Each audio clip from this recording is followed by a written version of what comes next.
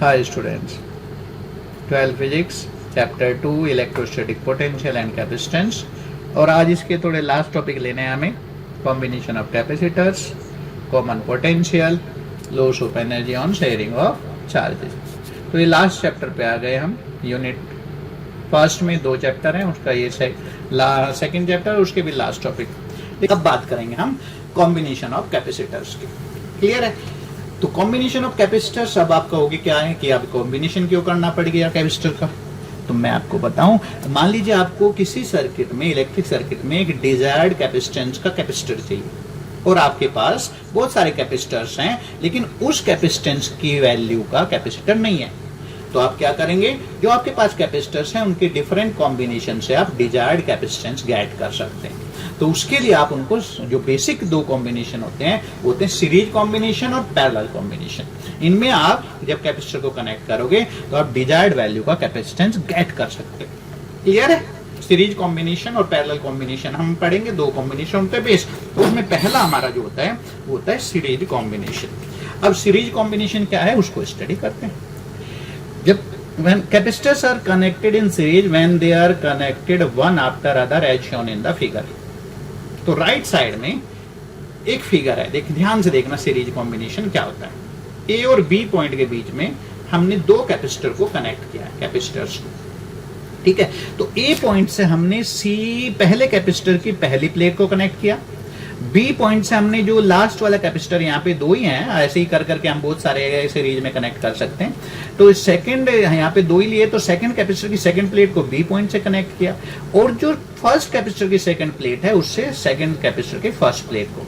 तो इस तरह से जब हम कॉम्बिनेशन करते हैं इसे सीरीज कॉम्बिनेशन कहते हैं। क्या कहते हैं?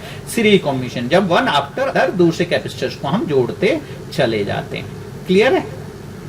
अब अगर हम इस सीरीज कॉम्बिनेशन में 2 कैपेसिटर को ऐड किया और एक इसमें वोल्टेज सोर्स हमने यहाँ अप्लाई कर दिया, एक बैटरी लगा दी जिसका टर्मिनल पोटेंशियल डिफरेंस मान लीजिए V प्रोवाइड कर रही है आउटर सर्किट में। तो अब देखिए ध्यान से, जब हमने बैटरी सोर्स लगाया तो जो पॉजिटिव प्लेट है बैटरी की वो कैपेसिटर C1 की पहली प्लेट से ही कनेक्ट है, तो इसको एक चार्ज प्रोवाइड कर देगी, मान लीजिए Q प्लस Q। जो बैटरी की माइनस प्लेट है, माइनस टर्मिनल है, ये बी पॉइंट के थ्रू बी पॉइंट से जाता हुआ ये कैपेसिटर C2 की सेकंड प्लेट से कनेक्ट है और ये इसको माइनस Q चार्ज दे देगा। तो बैटरी 2 ही प्लेट से कनेक्टेड है, चाहे आप जितने कैपेसिटर सीरीज में जोड़ोगे, बैटरी सिर्फ आउटर मोस्ट 2 प्लेट से कनेक्ट होगी और एक को जितना पॉजिटिव चार्ज देगी, जैसे यहाँ पे प्लस Q, दूसरे को माइनस Q। तो बैटरी का काम खत्म। तो बैटरी ने क्या किया? बैटरी ने सिर्फ 2 प्लेट्स को चार्ज दिया, एक को प्लस Q और एक को माइनस Q। और प्लस Q किसे दिया? जिससे उसका पॉजिटिव टर्मिनल कनेक्ट है। ठीक है, पॉजिटिव। और माइनस किसके दिया? जिससे उसका नेगेटिव टर्मिनल कनेक्ट है। अब जो आपके कैपेसिटेंस है, इनकी बाकी प्लेट्स पे इंडक्शन से चार्ज डेवलप होगा। तो जो पहला कैपेसिटर है, इसको पहली प्लेट को तो बैटरी ने चार्ज दे दिया प्लस Q, इसकी सेकंड प्लेट पे इंडक्शन से चार्ज आएगा माइनस Q, इसी के बराबर लेकिन अपोजिट नेचर का। C2 जो कैपेसिटर है, इसकी सेकंड प्लेट को तो बैटरी ने चार्ज दे दिया और इसकी जो फर्स्ट प्लेट पे आएगा चार्ज इंडक्शन से और प्लस Q। तो ध्यान रखना, यहाँ पे बैटरी ने सिर्फ 2 प्लेट को चार्ज दिया आउटर मोस्ट को सर्किट में, ठीक है, और बाकी प्लेट्स पे इंडक्शन से चार्ज डेवलप हुआ। इस वजह, और बैटरी जितना पॉजिटिव चार्ज देगी उतना ही नेगेटिव चार्ज देगी। ठीक है, तो बैटरी तो दोनों पे नेट चार्ज बैटरी को भी 0 ही देना है और कैपेसिटर चार्ज होने के बाद भी नेट चार्ज उस पे 0 ही रहना है। क्लियर है? तो इस तरह से समझ के देखो। और अब ये देखिए, कैपेसिटर 1 की सेकेंड प्लेट और कैपेसिटर 2 की फर्स्ट प्लेट। अगर हम ये सिस्टम देखें, एक आइसोलेटेड सिस्टम है, ये किसी से भी कनेक्ट है नहीं है, इसका नेट चार्ज हमेशा 0 रहेगा, इसका भी, क्योंकि बाहर से कनेक्ट ही नहीं है। तो जो भी होगा इंडक्शन से होगा, एक प्लेट पे जितना होगा दूसरी पे उतना ही अपोजिट नेचर का होगा। तो इसलिए सीरीज कॉम्बिनेशन में चार्ज कैपेसिटर पे सेम रहेंगे। तो इस पे Q चार्ज है, इस पे भी Q चार्ज है। अगर हम नेट चार्ज की बात करें तो चार्ज कैपेसिटर पे हमें पता है 0 होता है, लेकिन अगर हम बात करें पॉजिटिव और नेगेटिव के आइदर चार्ज के मैग्नीट्यूड की, तो दोनों कैपेसिटर पे सेम मैग्नीट्यूड के चार्ज आएंगे। क्लियर है? तो इस वजह से हम कह सकते हैं कि in series combination the charges on each of the capacitor will remain same। तो चार्ज हर कैपेसिटर पे सेम रहेंगे। इस चीज को बड़े ध्यान से पढ़ना है और समझ के पढ़ना है। अगर आपने समझ लिया तो न्यूमेरिकल्स वगैरह में प्रॉब्लम नहीं आएगी। अब कैपेसिटर पे सीरीज कॉम्बिनेशन में चार्ज तो सेम रहेंगे, लेकिन वोल्टेज दोनों कैपेसिटर अपनी कैपेसिटी के अकॉर्डिंग शेयर करेंगे। ठीक है, तो आपके सर्किट में जो total potential drop across the combination is given as, तो टोटल वोल्टेज आपकी बैटरी का V1 वोल्टेज पहले कैपेसिटर के थ्रू ड्रॉप हो जाएगा, V2 वोल्टेज सेकंड कैपेसिटर के थ्रू ड्रॉप हो जाएगा। अब आपको पता है C equal to Q by V फॉर्मूले को अप्लाई आप कभी भी करो। अब यहां से पहले कैपेसिटर के लिए V1 क्या होगा? अब पहले कैपेसिटर पे चार्ज तो Q है, कैपेसिटी C1 है, तो Q अपॉन C1, और सेकंड कैपेसिटर पे भी सीरीज में चार्ज तो सेम ही रहेगा और ये Q अपॉन C2। तो इस तरह से आपका ये इक्वेशन हो गई। Q आप कॉमन ले सकते हो और ये बराबर हो जाएगा Q अगर आपने कॉमन ले लिया तो 1 upon C1 plus 1 upon C2, equation number A. Clear है? कोई कंफ्यूजन यहाँ पे नहीं होना चाहिए। अब क्या है? The combination can be replaced. अगर मान लीजिए अब हमने दो कैपेसिटर जोड़े थे, हम वो चाहते हैं कि इक्विवेलेंट कैपेसिटेंस क्या होगा, यानी कि दोनों कैपेसिटर को हटा के हम कितने कैपेसिटेंस, कोई इक्विवेलेंट कैपेसिटेंस कितना कैपेसिटेंस का लेके आए जो सेम वोल्टेज पे सेम चार्ज ड्रॉ करे, यानी कि बैटरी उसको भी प्लस क्यू और माइनस क्यू चार्ज दे पॉजिटिव और नेगेटिव प्लेट पे। तो उसका कैपेसिटेंस कितना होना चाहिए? तो उस इक्विवेलेंट कैपेसिटेंस की बात कर रहे हैं, तो हम कह सकते हैं the combination can be replaced by an equivalent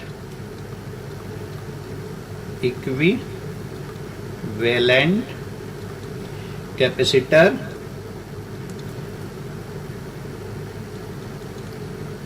of capacitance CEQ, capacitance C equivalent मान लीजिए, उस कैपेसिटेंस को हम C इक्विवेलेंट कह रहे हैं। देन यानी कि दोनों कैपेसिटर को आपने यहां से हटाया और इनकी जगह इक्विवेलेंट कैपेसिटर अगर आपने लगाया, तो उस हिसाब से वोल्टेज जो बैटरी का होगा वो किसके बराबर होगा? बैटरी तो Q चार्ज ही देगी उसको भी, और उसका कैपेसिटेंस है CEQ। क्लियर है? तो equation number B, from equation A and B. तो अगर हम इक्वेशन ए और बी से देखें तो 1 अपॉन CEQ बराबर हो जाएगा 1 upon C1 plus 1 upon C2। तो सीरीज में जब हम कैपेसिटर्स को कनेक्ट करेंगे तो उनका इक्विवेलेंट कैपेसिटेंस इस फॉर्मूले से निकाल सकते हैं। और अगर यहाँ पे n कैपेसिटर्स हो, इसी तरह से सिमिलरली यू कैन से, अगर n कैपेसिटर्स हैं तो similarly for n capacitors in series, in series, equivalent capacitance is given as 1 upon C1, 1 upon C2 and so on 1 upon Cn। Clear है? बस इक्वेशन 1 ए कह लीजिए। तो ये भी उसी तरह से, यानी कि अगर आपके पास इसी तरह से बहुत सारे कैपेसिटर हैं तो उनका कैपेसिटेंस इस फॉर्मूले से आप निकाल सकते हैं। देखिए इसमें कोई कंफ्यूजन है? तो इसका मतलब क्या कंक्लूजन निकल के आया? It means the reciprocal 1 upon CEQ, reciprocal of equivalent capacitance of a series combination is equal to the sum of the reciprocals of individual capacitances। यानी कि इक्विवेलेंट कैपेसिटेंस का रेसिप्रोकल सम के बराबर होगा रेसिप्रोकल्स ऑफ द इंडिविजुअल कैपेसिटेंसेस के। Clear है? कोई confusion नहीं। और जब इस तरह का रिलेशन आएगा तो आप ये कह सकते हो इन series combination the equivalent capacitance is always less than the smallest of the capacitance in the combination. यानी कि सीरीज कॉम्बिनेशन में जो इक्विवेलेंट कैपेसिटेंस आएगा वो जितने कैपेसिटर्स आपने सीरीज में जोड़े ना उनके सबसे स्मॉलेस्ट कैपेसिटेंस से भी स्मॉलर होगी उसकी वैल्यू, या इस तरह के रिलेशन में ये क्लियर होगा। कोई प्रॉब्लम नहीं है, ध्यान से पढ़ोगे, बड़ा ही इंटरेस्टिंग है ये। क्लियर है, समझना इसको। तो ध्यान से देखना, बैटरी ने सिर्फ आउटर मोस्ट 2 प्लेट को ही चार्ज किया, बाकी प्लेट्स पे इंडक्शन से चार्ज आ गया। क्लियर है, तो इसी को थोड़ा सा समझ के करोगे, दोबारा देखोगे वीडियो को, समझ आ जाएगा, मजा आएगा। नेक्स्ट करते हैं, देखते हैं। अब हम लेते हैं सेकंड जो हमारा इसमें कॉम्बिनेशन है, और ये है पैरेलल कॉम्बिनेशन। अब पैरेलल कॉम्बिनेशन क्या है? पैरेलल कॉम्बिनेशन में in this combination the set of plates, one set of plates of the capacitance is connected at one point and another set at other point।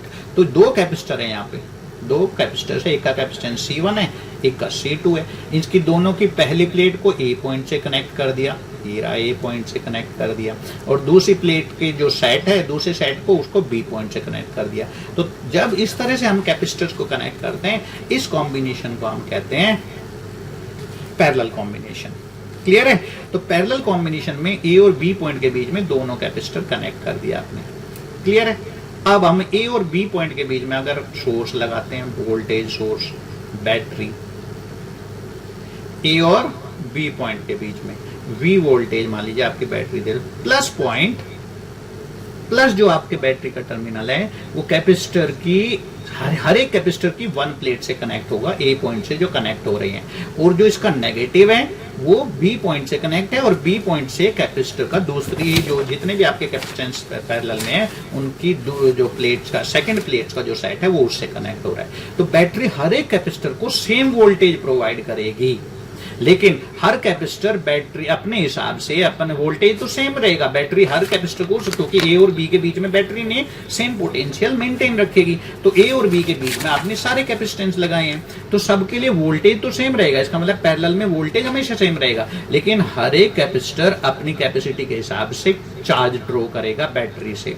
तो मान लीजिए C1 capacitor Q1 charge आ गया plus plate पे, और minus plate पे battery की वजह से माइनस Q1 चार्ज।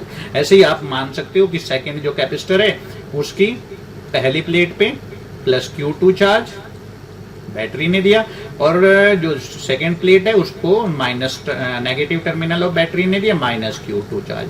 तो इस तरह से आपकी जो बैटरी है वो हर एक कैपेसिटर को उसकी कैपेसिटी के हिसाब से चार्ज करेगी, यानी कि इसमें चार्ज हर कैपेसिटर पे डिफरेंट रहेगा। सीरीज में चार्ज हर कैपेसिटर पे सेम था, क्योंकि वहां बैटरी सिर्फ आउटर मोस्ट प्लेट से कनेक्टेड थी और बाकी प्लेट पे इंडक्शन से चार्ज डेवलप हो रहा था। यहाँ पे क्या है, बैटरी हर एक कैपेसिटर के को सेम वोल्टेज प्रोवाइड कर रहे हैं, और हर एक कैपेसिटर अपनी कैपेसिटी के हिसाब से चार्ज ड्रॉ कर रहा है बैटरी से। तो इस हिसाब से यहाँ पे हम बात करेंगे टोटल चार्ज की। The total charge Q of the combination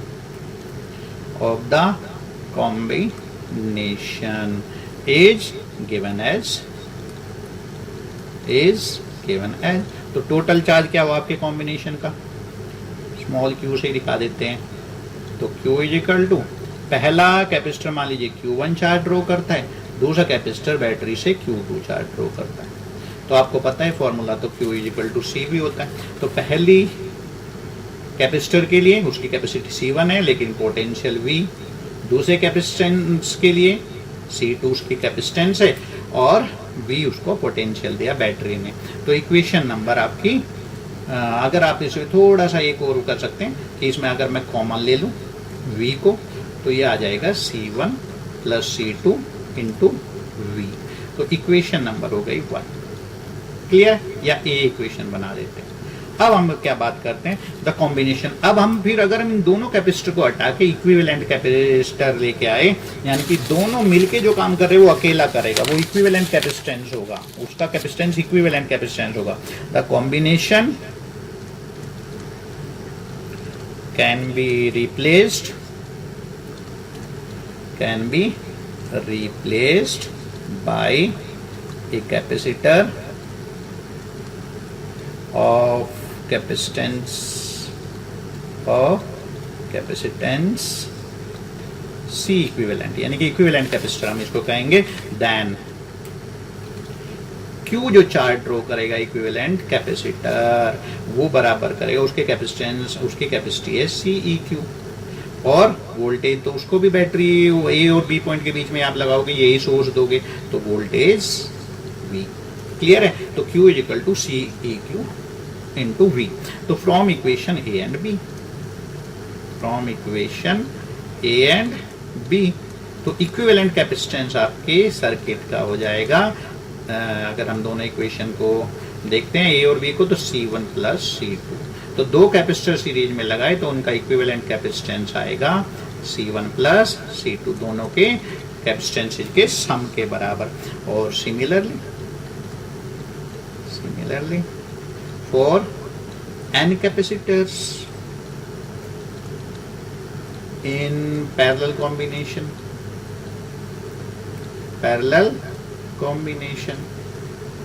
तो equivalent capacitance will be given by C equivalent is equal to C1 plus C2 and so on up to Cn। तो इस तरह से इक्वेशन 1a बना लीजिए। तो अगर आपके पास n कैपेसिटर है तो ये इसी तरह से रिजल्ट, ये आपका जो रिजल्ट है ये आप इसको इस फॉर्म में लिख सकते हैं। क्लियर है? तो इस हिसाब से हम कंक्लूजन क्या निकल के आया कि सब कैपेसिटेंसेज के सम के बराबर आपका इक्विवेलेंट कैपेसिटेंस होगा। क्लियर है? देखिए अब इसका मतलब the equivalent capacitance of parallel combination of a parallel capacitance is equal to the sum of the individual capacitances। ठीक है? तो equivalent capacitance of parallel combination is equal to the sum of the individual capacitance is simple, C1 plus C2 and so on up to Cn is equal to C equivalent। और in parallel combination the equivalent capacitance that is CEQ is always greater than the greatest of the capacitors in the combination। तो combination में जितने भी capacitors हैं उनमें जो सबसे बड़ा होगा उससे भी बड़ा होगा आपका C equivalent। क्लियर है? तो इसको भी थोड़ा समझना है, तो रिजल्ट सिंपल आ गया, C is equal to C1 plus C2 and C3। इसका मतलब एक बार इसको थोड़ा दोबारा देख सकते हो आप। तो पैरेलल कॉम्बिनेशन में वोल्टेज सेम होती है और बैटरी उनकी कैपेसिटी के हिसाब से हर कैपेसिटर को चार्ज अलग अलग देगी, क्योंकि बैटरी हर एक कैपेसिटर से जुड़ी है। क्लियर है? अब आपने ये दो रिजल्ट पढ़ लिए, उसके बेस पे अब हम देखते हैं कि कुछ क्वेश्चन करके देखते हैं। ठीक है? अगर हमने ये न्यूमेरिकल कर लिया तो इसका मतलब कुछ चीजें हमें समझ आनी शुरू हो गई। तो अब पहला क्वेश्चन देखते हैं। पहला क्वेश्चन क्या कहता है? 3 capacitors of capacitance 3 picofarad, 3 picofarad and 6 picofarad are connected in series combination में ये 3 कैपेसिटर हमने कनेक्ट किए। What is the total capacitance of the combination का टोटल कैपेसिटेंस कितना होगा? And what is the potential difference across each capacitor if the combination is connected to a 100 volt supply। Clear है? तो आप देखते हैं क्या गिवन है। तो गिवन है आपके पास 3 कैपेसिटर्स जिनके कैपेसिटेंस है 3 पिकोफैरड, 3 पिकोफैरड एंड 6 पिकोफैरड। आपको निकालने C इक्विवेलेंट, फिर आपको तीनों पे अलग अलग जिनको वोल्टेज कितना वो ड्रॉ करेंगे। ठीक है? शेयर करेंगे टोटल वोल्टेज का। 100 वोल्ट की बैटरी है। क्लियर है? तो आप देख लेते हैं, ये हमने एग्जीक्यूशन किया तो हमें पता है सीरीज कॉम्बिनेशन की अगर बात करते हैं तो इन सीरीज कॉम्बिनेशन फॉर्मूला क्या लगता है इक्विवेलेंट कैपेसिटेंस का? तो आपने पढ़ा था 1 CEQ इज इक्वल टू होगा 1/C1, 1/C2, 1/C3। तो रख दीजिए वैल्यू 1/3, 1/3। और यहाँ पे हम ऐसा यूनिट में चेंज नहीं करिए, थोड़ा इजी पड़ेगा, हम पिकोफैरड में आंसर निकाल देंगे डायरेक्ट। क्लियर है? तो अब इसको सॉल्व करिए। 6 तो 2 + 2 और +1 तो ये 5/6, but this is the value of 1/CEQ। तो CEQ होगा 6/5 पिकोफैरड या 1.2 पिकोफैरड। तो इक्विवेलेंट कैपेसिटेंस आपने निकाल दिया, आपका आंसर आ गया एक। ठीक है? क्लियर। सेकंड में इन्होंने क्या पूछा? V1 तो आपको पता है सीरीज कॉम्बिनेशन में हर कैपेसिटर पे सेम चार्ज रहेगा, तो वो जो सेम चार्ज रहेगा पहले वो आपको कैलकुलेट करना पड़ेगा। और आपके पास C इक्विवेलेंट आ गया, टोटल वोल्टेज आपको पता है, तो charge C equal to Q upon V से आप चार्ज निकालते हो Q इक्वल टू CEV से। तो तीनों कैपेसिटर पे चार्ज कितना होगा, CEQ इंटू V। और CEQ तो आपने निकाल लिया 6/5 पिको फैरड, और V है आपका 100 वोल्ट, तो पिको फैरड और वोल्ट, तो इसका मतलब आंसर आएगा पिको जूल में, पिको कूलाम में, और ये आ जाएगा 600/5 यानी कि 120 पिको कूलाम, या 120 इंटू 10⁻⁻12 कूलाम। क्लियर है। अब बात करते हैं हम, ये कह रहे V1 कितना होगा, तो V1 इक्वल टू पहला कैपेसिटर कितना वोल्टेज शेयर करेगा, तो V1 इक्वल टू, अब आपको चार्ज पता है इस पे, तो Q अपॉन C1। Q कितना है आपका 120 पिको कूलाम, C1 कितना है 3 पिको फैरड, पिको से पिको यानी कि 10⁻⁻12 अगर आप चेंज करोगे वो कट जाएगा, ये 40 कूलाम डिवाइड बाई फैरड यानी कि वोल्ट, 40 वोल्ट, सॉरी 40 वोल्ट आपका पहला कैपेसिटर शेयर करेगा 100 वोल्ट में से। और V2 क्या होगा, तो Q2/C2, Q अपॉन Q तो सेम ही है, दोनों सीरीज में है, तो वैल्यू तो सेकंड कैपेसिटर की भी यही रहेंगी 3 पिको फैरड यानी कि 40 वोल्ट ये ले लेगा। और थर्ड तो आप वैसे भी निकाल सकते हो, 100 वोल्ट में से 40 और 40 आ गए, अगर आप प्लस करके माइनस तो 20 वोल्ट बचेगा, वैसे आप निकाल सकते हो। थर्ड कैपेसिटर का चार्ज यही रहेगा, सीरीज में है, Q upon C3 120 pico coulomb, और ये 6 पिको फैरड इसकी कैपेसिटी है, तो ये 20 वोल्ट। तो आपके आंसर आ गए ये तीनों, और आपके ये C equivalent 1.2 pico farad. Clear है। तो इस तरह से आप अगर क्वेश्चन को ध्यान से करोगे, समझ के करोगे, तो आपका हो जाएगा। तो आपने C इक्विवेलेंट निकाल लिया, उससे फिर चार्ज निकाल लिया, और आपको पता है सीरीज में चार्ज सेम रहेगा हर एक कैपेसिटर के लिए, उससे आपने हर किसी के लिए वोल्टेज कितना कितना शेयर करेगा, यानी कि ये V1 लेगा, मान लीजिए ये V2, ये V3, तो तीनों 100 वोल्ट को शेयर करेंगे। तो आपने देखा किस तरह से करेंगे, देखना इसको समझ के, बड़ा इजी है, समझ के करोगे तो बहुत आसान पड़ेगा। अब नेक्स्ट क्वेश्चन देखते हैं। 3 capacitors of capacitance 2 picofarad, 3 picofarad and 4 picofarad are connected in parallel combination. What is the total capacitance of the combination and determine the charge on each capacitor if the combination is connected to a 100 volt supply. तो यहाँ पे आपको 3 capacitance दे दिए, capacitors दिए, उनके capacitance ही चाहिए, और आपको इन्होंने कहा कि C इक्विवेलेंट निकालो, तो निकाल देते हैं। तो पैरेलल कॉम्बिनेशन की बात कर रहे हैं, तो आपको पता है इन पैरेलल कॉम्बिनेशन में फॉर्मूला क्या लगाते हो आप, C इक्विवेलेंट, तो C इक्विवेलेंट हो जाएगा C1 plus C2 plus C3, तो यहाँ पे 2 प्लस 3 प्लस 4 पिको फैरड, और ये आ जाएगा आपका 259 पिको फैरड। तो ये इक्विवेलेंट कैपेसिटेंस हो गया।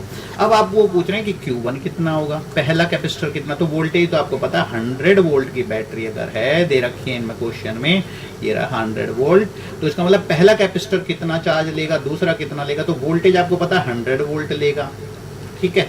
और आपको हर किसी की कैपेसिटी पता है, तो पहले कैपेसिटर का चार्ज निकाल सकते हो, Q1 = C1V। C1 कितना है, C1 दे रखा है क्वेश्चन में 2 पिको फैरड, और वोल्टेज है 100 वोल्ट, तो आप इनको मल्टीप्लाई कर दीजिए, तो 200 पिको कूलाम, या 200 इंटू 10⁻⁻12 कूलाम। Q2 निकालिए, तो ये होगा C2V। C2 कितना है 3 पिको फैरड इंटू 100 वोल्ट, तो आप आ गया 300 पिको कूलाम। क्लियर है। Q3 तो C3V।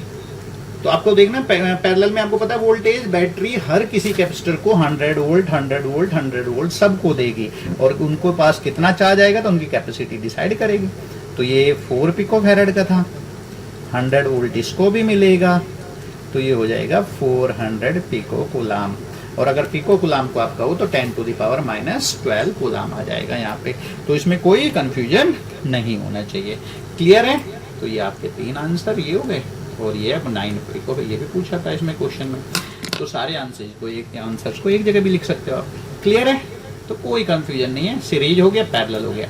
अब कई बार हम क्वेश्चन क्या आते हैं, हमारे पास बड़ी ट्रिकी से क्वेश्चन आते हैं, और इक्विवेलेंट सर्किट अगर हम उसका बना लेते हैं वो आसान पड़ जाएगा, लेकिन देखने से क्या लग रहा है, देखिए यहाँ पे क्वेश्चन है calculate the equivalent capacitance between points A and B. तो ए और बी पॉइंट के बीच में 4 कैपेसिटर लगे, लेकिन वो लगे कैसे हैं कि इस तरह से हमने यहाँ से कनेक्ट कर दिया इन पॉइंट्स को, तो शॉर्ट कहते हैं इसको, शॉर्ट कर दिया।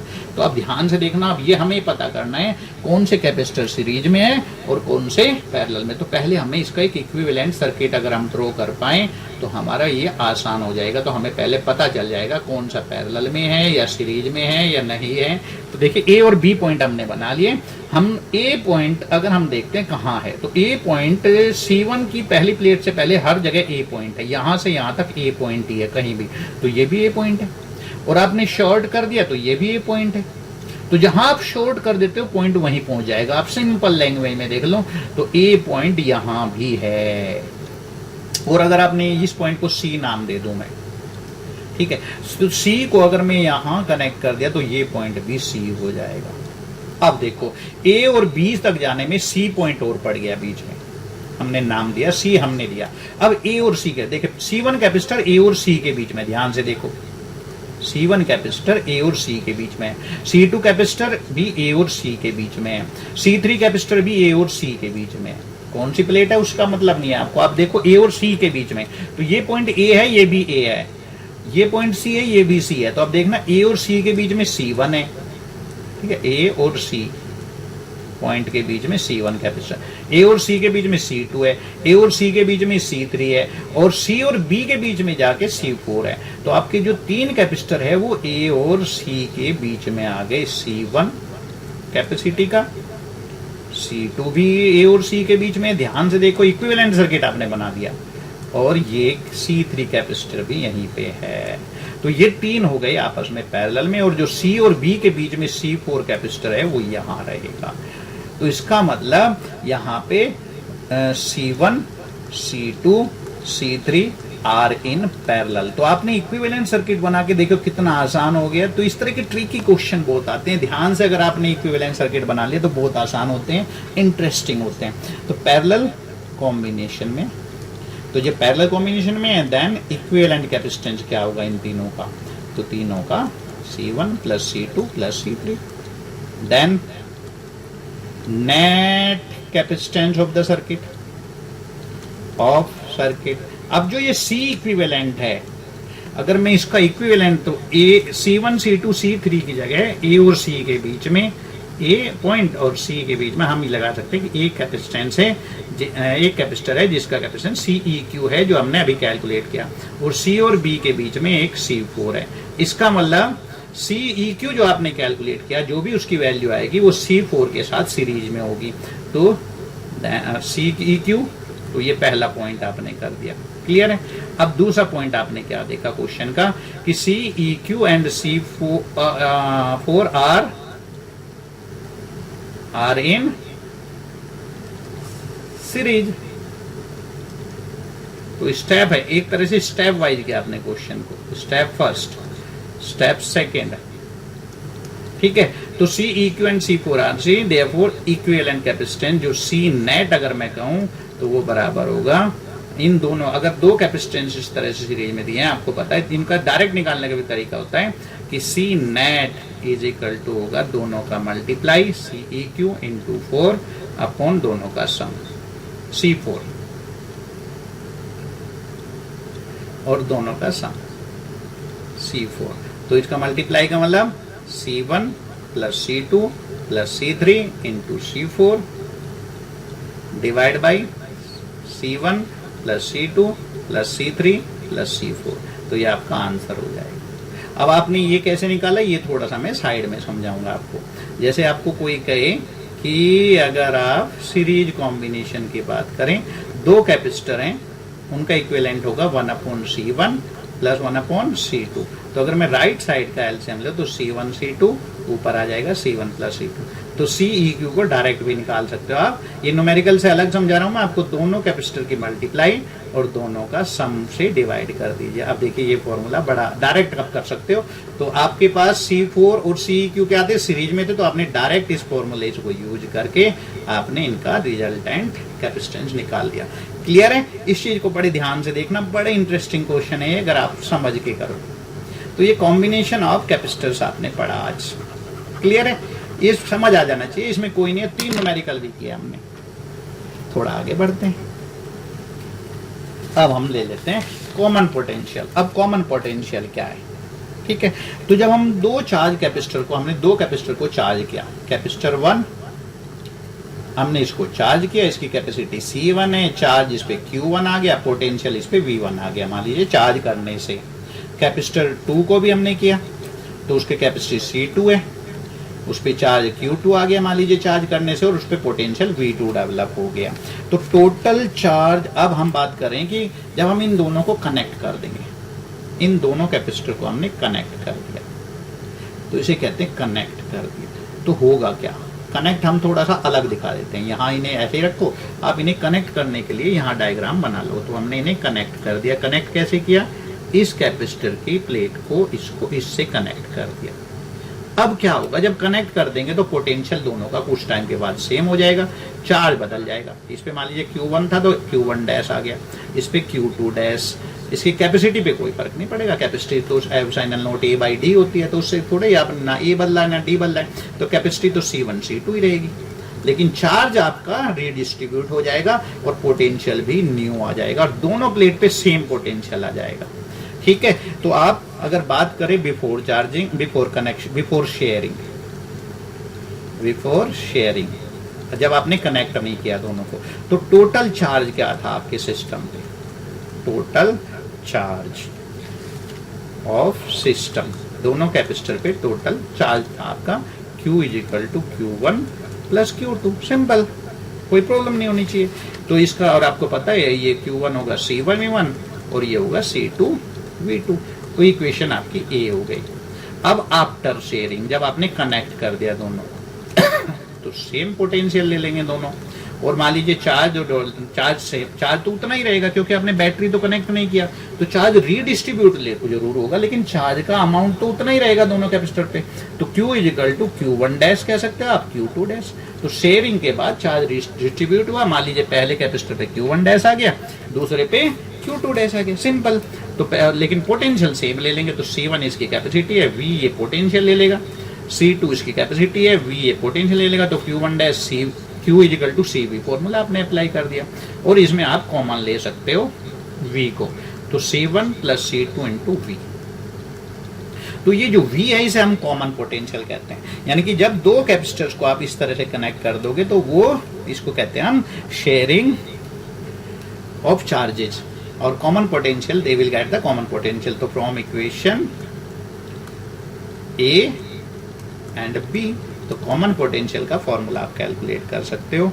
V = आ जाएगा फ्रॉम इक्वेशन A और B से देखिए, लेफ्ट हैंड साइड दोनों के बराबर है, तो C1 V1 + C2 V2 / C1 + C2। बस इसको ध्यान रखना, और इसको अगर आप चाहो तो थोड़ा सा एक्सटेंड करके बड़ा ही प्यारा सा रिलेशन आएगा यहाँ पे। C1 V1 का मतलब टोटल चार्ज, आप देखो C1 V1 + C2 V2, तो total charge of the system divide by C1 + C2 total capacitance, यानी कि sum of the capacitance of the capacitors. तो देखो कितना अच्छा रिजल्ट आया। तो इसे कहते हैं हम common potentials on sharing of charges. Clear है? तो इस चीज को थोड़ा सा ध्यान से पढ़ोगे तो बड़ा इंटरेस्टिंग है ये कॉमन पोटेंशियल से आपने इसको किया, और इसमें कोई कंफ्यूजन नहीं होनी चाहिए, समझ आ जाना चाहिए। अब ये इक्वेशन आपकी 1 हो गई। अगर मैं इक्वेशन A और B से देखूं तो हमने एक चीज देखी है यहाँ पे कि Q1 + Q2 बराबर है Q1 डैश + Q2 डैश। तो अगर मैं इस चीज को ऐसे लिखूं कि Q1 - Q1 डैश ये बराबर हो जाएगा Q2 डैश - Q2। क्लियर है? तो देखो कितना अच्छा रिलेशन आया। तो हम कह सकते हैं इसका मतलब charge lost by one capacitor charge lost by one capacitor is equal to होगा charge gain by second capacitor. तो एक चार्ज जितना, एक कैपेसिटर जितना चार्ज लॉस्ट करेगा दूसरा उतना ही गेन करेगा। तो ये बड़ा इंटरेस्टिंग सा रिजल्ट आता है। लेकिन पोटेंशियल के लिए बात सही नहीं है कि एक कैपेसिटर ने जितना पोटेंशियल लॉस्ट करेगा उतना पोटेंशियल गेन करना जरूरी नहीं है। ठीक है, ये चीज ध्यान रखना, पोटेंशियल के लिए ये नहीं आएगा। ठीक है, it is the same is not true for potential. बड़ा इंटरेस्टिंग। तो V का फॉर्मूला हमेशा याद रखना, C1V1 plus C2V2 upon C1 plus C2, total charge divide by total capacitance. Clear? तो शेयरिंग ऑफ चार्जेज पे कॉमन पोटेंशियल आपने निकाल लिया। अब आप बात कर रहे हो, इसका मतलब पोटेंशियल। नेक्स्ट टॉपिक ले लो थोड़ा,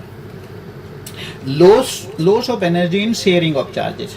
कैपेसिटर जो हमने पहले किया था, हमने कैपेसिटर फर्स्ट पे C1 इसकी कैपेसिटी है, Q1 इस पे चार्ज है, हमने इसको चार्ज किया और V1 इस पे पोटेंशियल डेवलप हो चुका है। सेकंड कैपेसिटर जो है उस पे C2 इसकी कैपेसिटी है, Q2 उस पे चार्ज डेवलप हुआ है और V2 उस पे पोटेंशियल आया है जब आपने उसको किसी बैटरी से कनेक्ट किया होगा। तो जब आपने इनको कनेक्ट नहीं किया था, when the capacitors are not connected, तो टोटल एनर्जी कितनी है सिस्टम की? Total energy of system. Clear? System की टोटल एनर्जी निकालो। तो पहले टोटल एनर्जी मान लीजिए, पहले कैपेसिटर पे एनर्जी E1 है, दूसरे पे E2 है, तो कैलकुलेट कर लीजिए। तो 1/2 C1 V1 square plus 1/2 C2 V2 square. तो टोटल एनर्जी आपके सिस्टम के पास ये है। अब आपने उनको शेयर करा दिया। तो when they are connected, when the capacitors are connected and get common potential, same potential, then energy क्या होगी सिस्टम के आपके? तो E डैश कह लीजिए उसको। तो E डैश होगा पहले कैपेसिटर, आपका टोटल कैपेसिटेंस कितना हो गया सर्किट का, आपने इस तरह से कनेक्ट किया इनको, तो आपने पढ़ा था टोटल कैपेसिटेंस हो गया C, क्योंकि एक तरह से ये आपने दोनों प्लेट को इनको कनेक्ट कर दिया, राइट साइड वाली दोनों प्लेट को कनेक्ट कर दिया, तो टोटल कैपेसिटेंस आपका हो गया C1 प्लस C2 और कॉमन पोटेंशियल V है तो V स्क्वायर। तो इस तरह से आपके जो टोटल एनर्जी है आपके कैपेसिटर्स पे कनेक्शन के बाद वो ये है 1/2 C1 प्लस C2।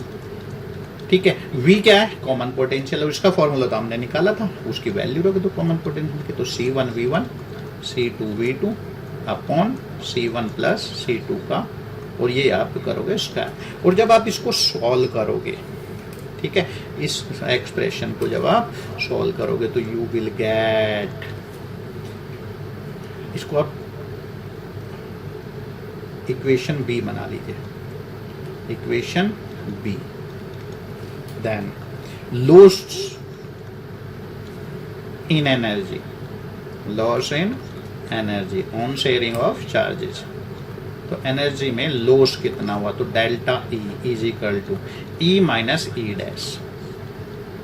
E क्या है? जो एनर्जी पहले थी कैपेसिटर के पास यानी कि सिस्टम के पास, और ये E डैश है बाद में। और इक्वेशन A और B से अगर हम दोनों वैल्यू को रखें तो ये जो कैलकुलेशन करके आएगा आप कर सकते हो, ये आएगा C1 C2 V1 minus V2 whole square upon 2 C1 plus C2। Clear है? तो आप करके देख सकते हो, from equation A and B इसे वैल्यू पुट करिए तो you will get the loss in energy, और ये आप देखोगे ऑलवेज ग्रेटर देन 0 आएगा। क्यों आएगा ऑलवेज ग्रेटर देन? इसका मतलब loss of energy is always there. और फॉर्मूला कितना होगा, कितनी एनर्जी लॉस होगी, इस फॉर्मूले से आप कैलकुलेट कर सकते हो। तो जब आप इस तरह से दो कैपेसिटर को कनेक्ट करोगे तो एनर्जी लॉस होगी ही होगी, और उसकी वैल्यू आएगी ये, क्योंकि राइट साइड में जो वैल्यूज है कैपेसिटेंस हमेशा पॉजिटिव होंगी सारी वैल्यूज, और स्क्वायर है V1 minus V2 whole square, ये भी पॉजिटिव होगा, तो it will greater than 0। It means always there is a loss on sharing of charges. तो इट मीन्स आप यू कैन से कंक्लूजन क्या है आपके पास, it means A loss of energy is always occur in on sharing of charges. The loss of energy appears as the heat energy and the wire connected the two capacitors may become hot. तो इसका मतलब जो ये loss of energy होगा, जब दो capacitor को आपने ज्वाइन कराओगे तो जो एनर्जी लॉस होगा उनमें, उस एनर्जी लॉस की हम बात कर रहे हैं, वो हमेशा हीट की फॉर्म में आपको दिखाई देगा, यानी कि आपके जो वायर से कनेक्टेड वो हॉट हो जाएंगे, टेम्परेचर बढ़ जाएगा कनेक्टिंग वायर्स का। क्लियर है? तो ये बड़ा ही इंटरेस्टिंग से टॉपिक है, इनको बड़े समझ के करना है आपको और ध्यान से करना है। अब बात करते हैं हम energy stored in combination of capacitors. तो आपने सीरीज कॉम्बिनेशन लिया, पैरेलल कॉम्बिनेशन लिया, हम बात करते हैं energy stored in combination of capacitors. तो अब बात करेंगे डायरेक्ट शॉर्ट में करेंगे, थोड़े total energy of the system कितनी होगी जब सीरीज कॉम्बिनेशन में आपने तीन कैपेसिटर्स को कनेक्ट कर दिया। C1 कैपेसिटी नहीं, n कैपेसिटर्स को कनेक्ट किया, एक की कैपेसिटी है C1, C2 and so on up to Cn। तो आपके पास जो इक्विवेलेंट कैपेसिटर होगा उसकी कैपेसिटी मान लीजिए CEQ है। तो total energy of the combination में थोड़ा शॉर्ट में करूंगा यहाँ पे, वो बराबर होगा 1/2 Q² total charge of the system, और Q को हमने स्मॉल सी दिया था पहले भी, यहाँ पे स्मॉल सी ले लो, कोई प्रॉब्लम नहीं है, वो तो जो भी आप नोटेशन रखो, और C इक्विवेलेंट।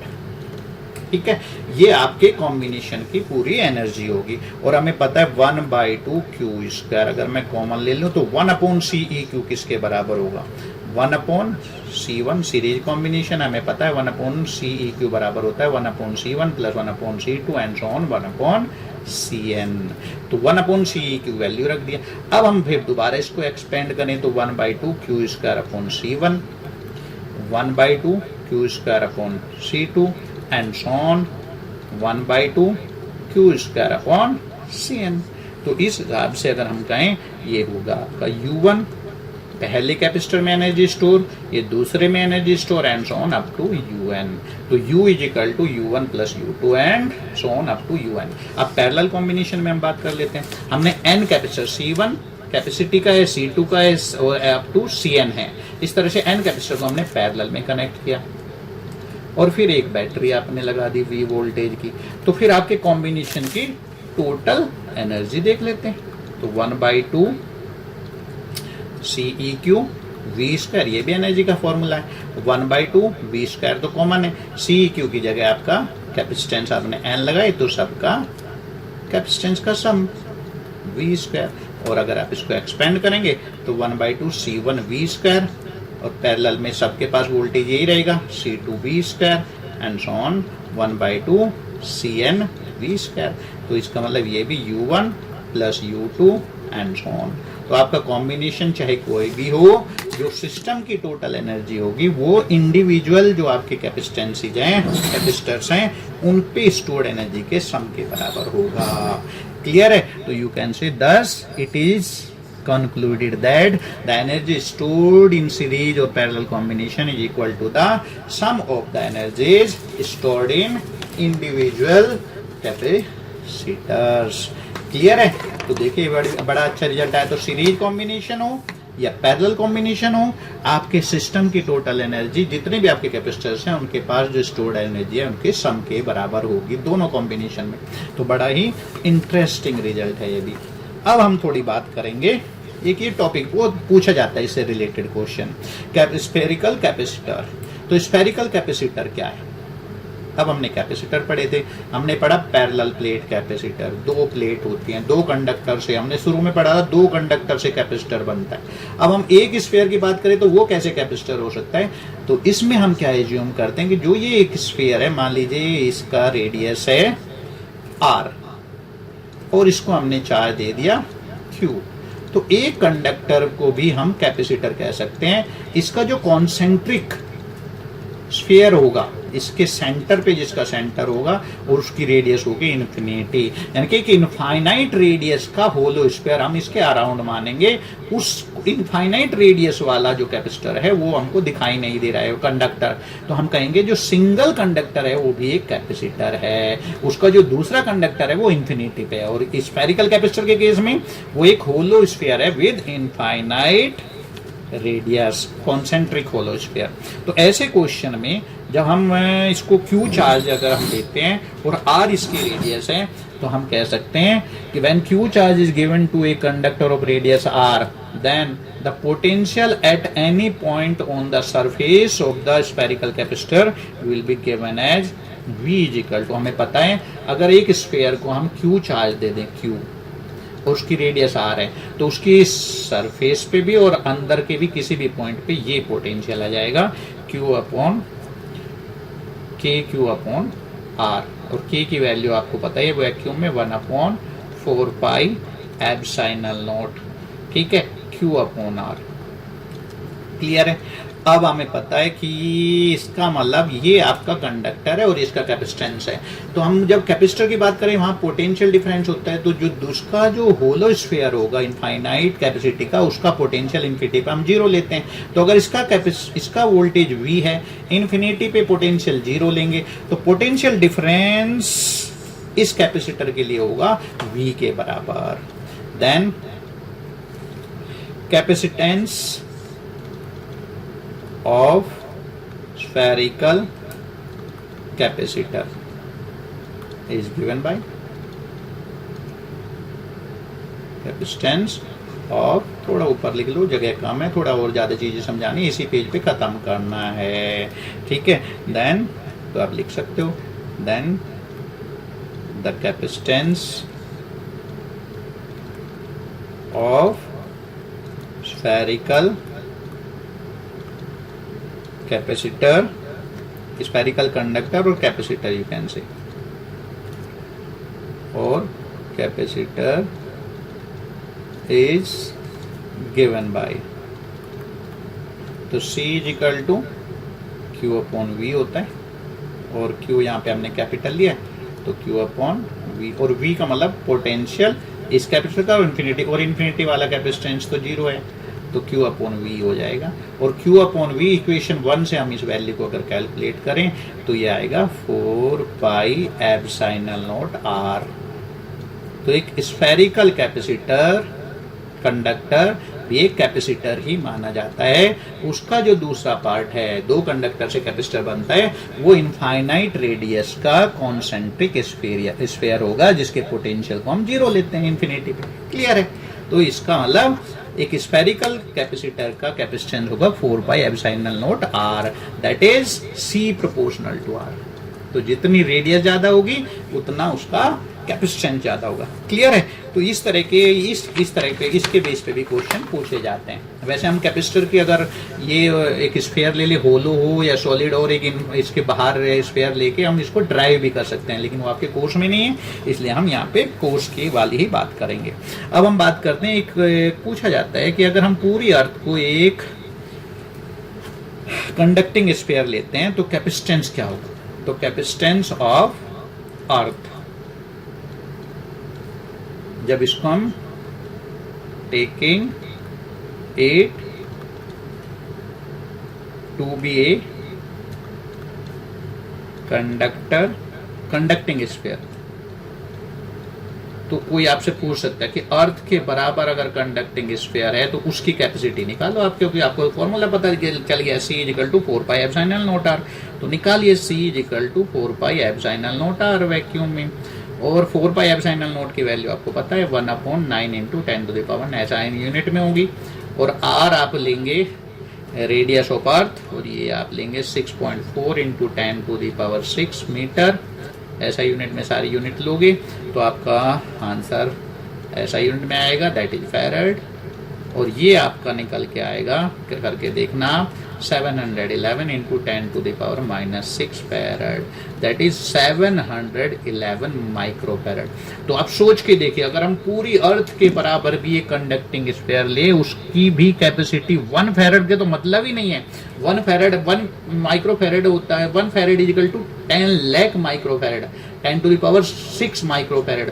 तो 10 लाख माइक्रो फैराड 1 फैराड के बराबर होता है ना, माइक्रो फैराड। तो इसका मतलब 711 माइक्रो फैराड ही हुआ कैपेसिटेंस, तब भी जब पूरी अर्थ को हमें कंडक्टिंग स्फीयर लें।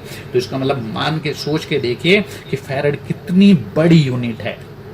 कि पूरे स्फीयर को कंडक्टिंग लेने के बाद भी टोटल कैपेसिटी इसकी 711 माइक्रोफैराड ही बनती है।